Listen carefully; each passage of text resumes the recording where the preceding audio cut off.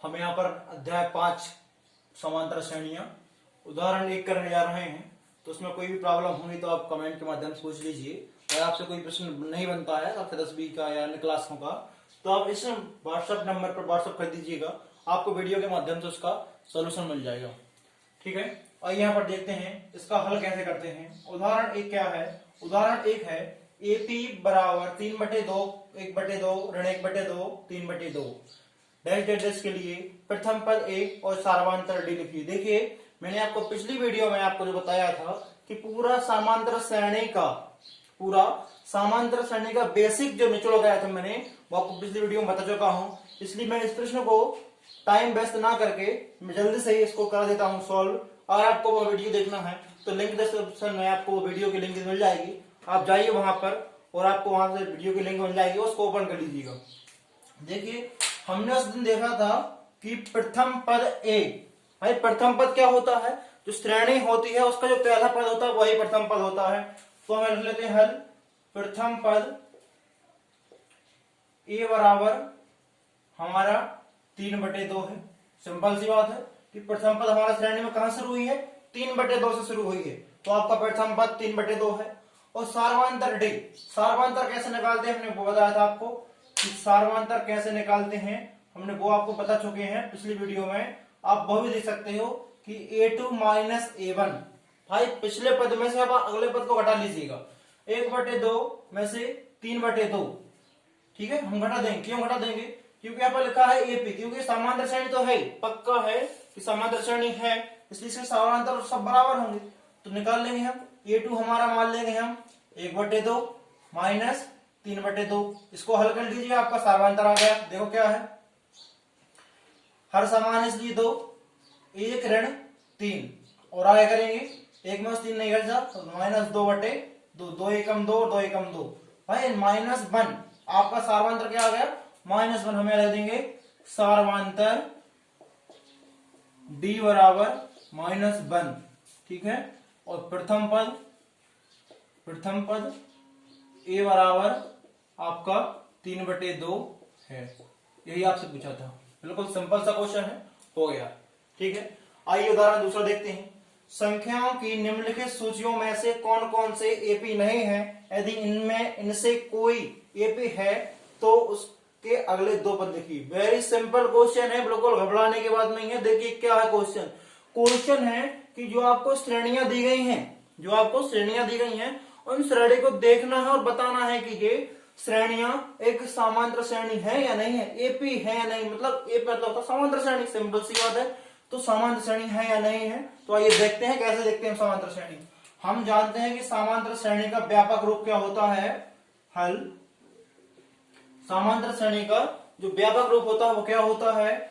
वो होता है A1 A, ठीक है। इसको हम मान लेते हैं पद है इसलिए इनको मान लेते हैं हम A1, A2, A3, A4। भाई इसमें 4 पद दिए हैं, इसमें भी 4 पद दिए हैं, इसमें हमको 1 2 3 4 5 पद दिए हैं, इसमें कुछ ज्यादा दिए हैं, तो हम इसको मान लेते हैं। तो आइए हम मान के चलते हैं कि हमारा ये श्रेणी है, माना हमने कि हमारी ये श्रेणी है।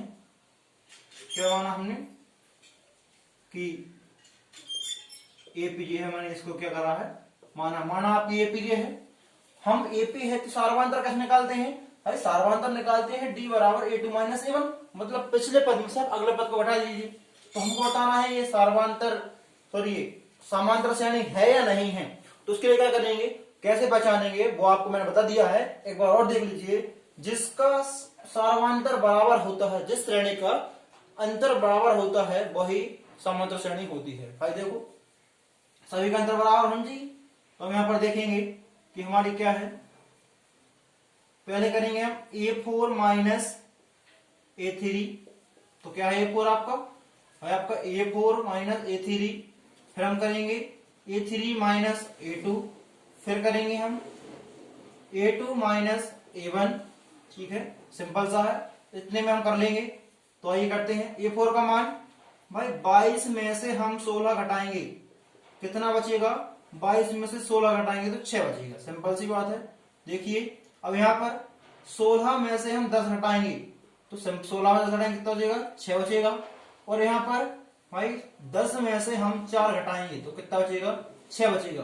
तो हम कह सकते हैं जी क्या निकाल रहे हैं हम, जी हमारा डी निकाल रहे हैं। क्या निकाल रहे हैं हम, जी हम डी निकाल रहे हैं। जो आपका डी निकल रहा है, अब सभी का डी समान है, सभी का डी समान, तो सभी का सर्वांतर समान है, तो इसलिए यह क्या है, एपी है,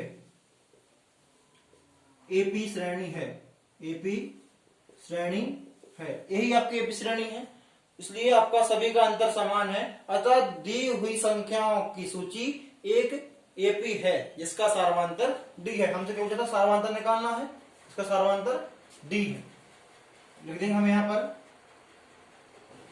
अतः दी गई संख्याओं की सूची, अतः दी गई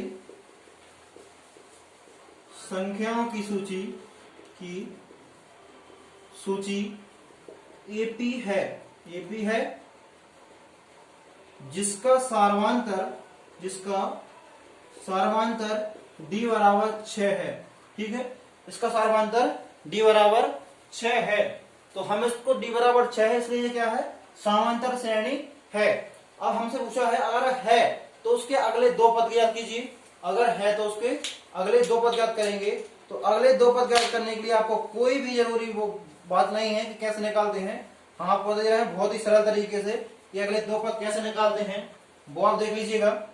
हमारे अगले दो पद हैं कि हम देखेंगे कैसे बना है। भाई 4 में 6 जोड़ेंगे 10 हो जाएगा, 10 में 6 जोड़ेंगे 16 हो जाएगा, 16 में 6 जोड़ेंगे 22 हो जाएगा। अब 22 में 6 जोड़ेंगे जितना होगा वो आपका अगला पद हो जाएगा।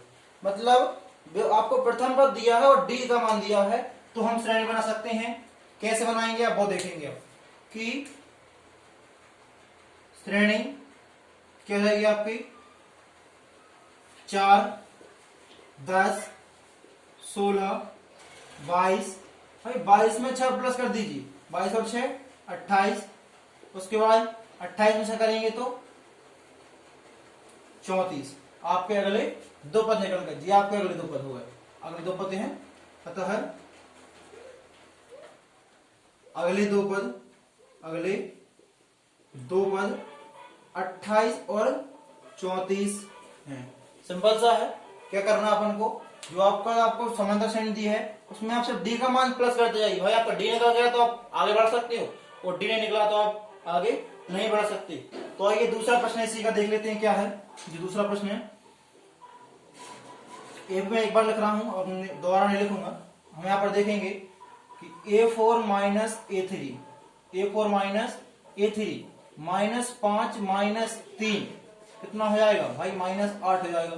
सॉरी -3 -5 और -3 घटाएंगे कितना बचेंगे, -3। तो हमारा कितना बचेगा, ऋण का 5 बचेगा, ऋण का 5 -3 तो कितना बचेगा हमारा, ऋण का 2 बचेगा। ठीक है, उसके बाद A3 माइनस A2 कितना हो जाएगा हमारा भाई, A3 क्या आपका ऋण 3 माइनस ऋण 1 तो कितना हो जाएगा, यहाँ पर आपको हो जाएगा ऋण 3 धन 1 कितना बचेगा, यहाँ पर -2 बचेगा यहाँ पर भी। उसके बाद और आगे देख लीजिए कि A2 माइनस A1 तो आपका A2 क्या है, हमारा A2 है -1 माइनस और 1 तो इसको हम -2 बचेगा। तो हम देखते हैं इसका सार्वंतर सभी में -2 आ रहा है, -2 आ रहा है, तो हम लिख देंगे अतः दी गई संख्याओं की सूची एपी है जिसका सार्वंतर डी बराबर -2 है। ठीक है, इसका सार्वंतर डी बराबर -2 है। तो अगले दो पद अब हम क्या करेंगे, अगले दो पद देखिए, पहला पद आपका क्या है, -5 आपको दिया है, इसके बाद हमको निकालना ये और जे वाला निकालना। तो कैसे निकालेंगे भाई, -5 में हम प्लस कर देंगे -2 को, तो इसको सोल्व कर लीजिए, -5 और -2 कितना हो जाएगा, -7। तो आप -7 यहां लिख दीजिए। अब -7 आ गया तो -7 प्लस ऋण 2 कर दीजिए, क्योंकि डी का मान अगला पद निकाल रहे हैं तो डी प्लस करते जाते हैं। तो -7 -2 बराबर -9 हो जाएगा। अब यहाँ -9 कर सकते हो। तो हम कर सकते हैं अगले दो पद हैं आपके, अगले दो पद क्या हैं, तो अगले दो पद हैं